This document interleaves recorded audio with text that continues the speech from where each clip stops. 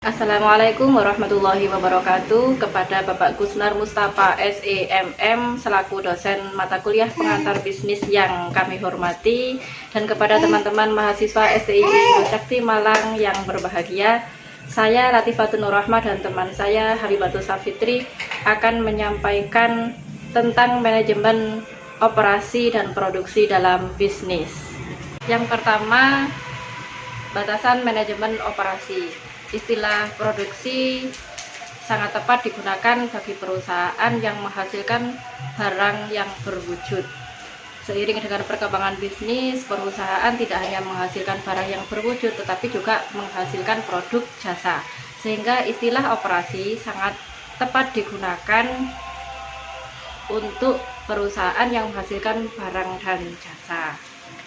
Yang kedua, proses produksi. Proses produksi dapat diartikan sebagai proses mengalir dan berubahnya bahan mentah menjadi barang jadi. Sedangkan proses produksi berupa jasa dapat diartikan sebagai mengalirnya berbagai aktivitas dalam rangka memberikan pelayanan prima kepada pelanggan. Ada 3 jenis aliran produksi. Yang pertama adalah aliran garis, yang kedua adalah aliran intermiten, dan yang ketiga adalah proyek. Untuk aliran garis, yaitu proses produksi dari bahan mentah menjadi barang jadi, tempatnya sama, tetap. Untuk yang kedua adalah aliran intermiten. Proses produksi itu dikelompokkan berdasarkan proses dan waktu. Untuk yang ketiga adalah proyek. Proyek digunakan untuk memproduksi produk yang unik atau khusus seperti arsitektur, seni, atau di kesenian membuat taman, dan lain-lain. Materi yang ketiga yaitu mengatur tata letak atau sering disebut dengan layout, merupakan pengaturan tempat atau posisi fasilitas di suatu tempat usaha. Berikut beberapa jenis tata letak atau layout yang sering digunakan. Yang pertama, layout bagian. Apa sih yang dimaksud dengan layout bagian?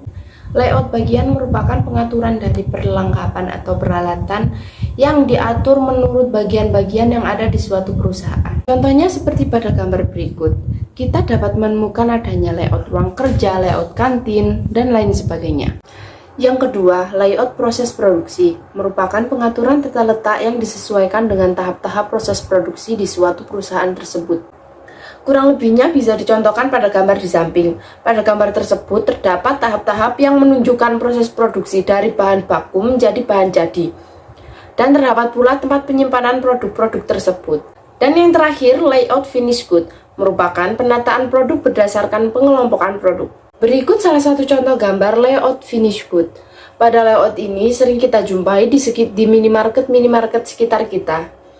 Penataan antara barang makanan, minuman, dan juga obat-obatan ditata sesuai dengan manfaat produk tersebut. Selanjutnya materi yang keempat, perancangan produk baru.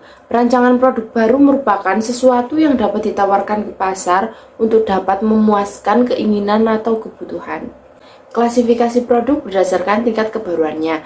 Yang pertama, produk baru bagi dunia, yaitu produk tersebut belum pernah ada sebelumnya. Selanjutnya, lini produk baru. Produk ini bukan merupakan produk baru, akan tetapi perusahaan tersebut belum memasuki lini tersebut.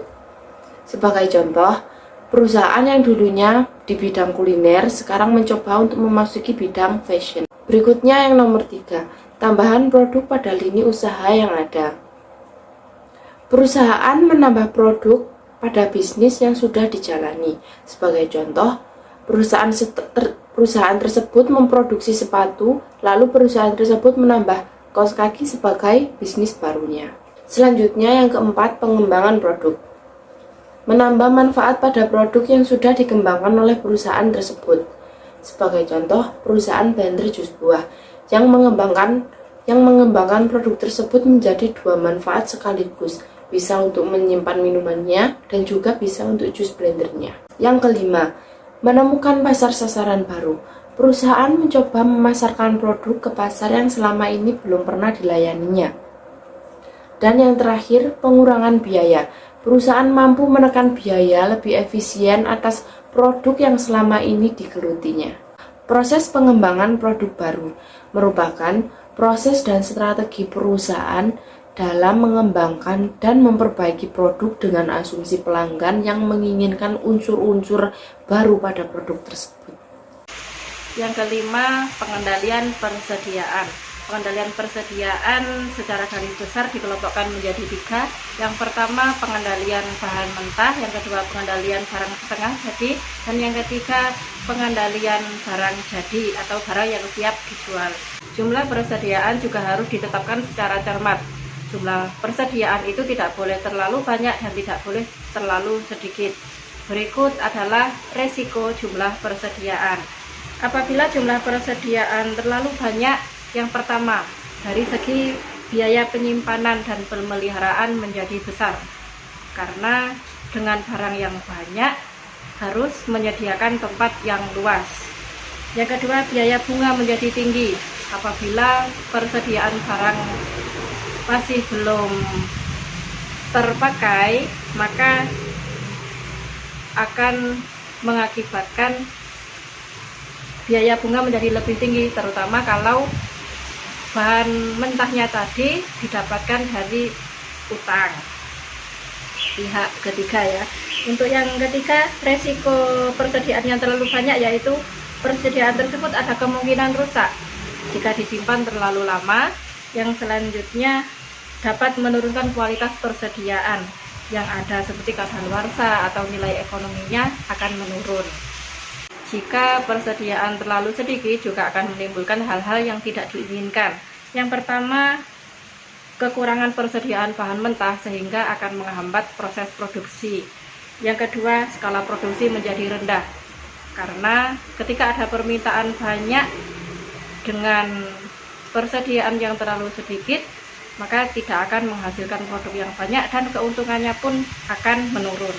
Untuk yang ketiga, tidak dapat memenuhi permintaan produk yang harus segera diselesaikan, termasuk seperti tadi. Yang keempat, biaya per unit dari produk yang dihasilkan menjadi tinggi sehingga tidak mampu bersaing di pasar. Sehingga jumlah persediaan harus dikendalikan secara tepat. Yang pertama, kebutuhan proses produksi. Kita harus melihat bagaimana proses produksi yang sudah berjalan dan bagaimana seharusnya kita menyediakan stok bahan mentah itu sendiri. Untuk pertimbangan yang kedua adalah rencana penjualan yang dimiliki oleh perusahaan. Dan yang ketiga, jumlah pembelian bahan dengan biaya yang paling kecil. Nah, di sini jumlahnya harus tepat, tidak boleh terlalu banyak dan tidak boleh terlalu sedikit. Sebaiknya pelaku bisnis perlu mengetahui jumlah pembelian bahan dengan biaya yang paling kecil dan lebih efisien. Kita membeli bahan mentah itu dengan harga grosir misalnya. Nah, untuk pertimbangan yang keempat yaitu perkiraan harga bahan mentah pada masa yang akan datang. Kalau bisa membeli bahan mentahnya tidak pada waktu naik-naiknya harga tersebut. Untuk selanjutnya, yang kelima, peraturan pemerintah tentang jumlah persediaan tertentu. Misalnya ada peraturan pemerintah tentang kestabilan peredaran bahan, itu juga harus kita update informasinya. Dan pertimbangan yang terakhir adalah harga pembelian. Harga pembelian akan mempengaruhi jumlah persediaan bahan mentah. Pada umumnya pembelian dalam jumlah sedikit akan mengakibatkan harga lebih tinggi. Tapi ketika harga bahan mentah itu murah atau mudah terjangkau, juga tidak boleh melakukan persediaan yang terlalu banyak sehingga dikhawatirkan akan menimbulkan resiko jumlah yang terlalu banyak seperti yang sudah disebutkan tadi. Materi yang terakhir, memilih produk dengan metode grafik. Pelaku bisnis saat memproduksi beberapa barang sering dihadapkan dengan alternatif pilihan. Metode grafik merupakan metode yang menggunakan model grafik dan model matematik untuk mendapatkan alternatif pemecah masalah. Sekian yang dapat kami sampaikan, semoga bermanfaat. Terima kasih atas perhatiannya. Wassalamualaikum warahmatullahi wabarakatuh.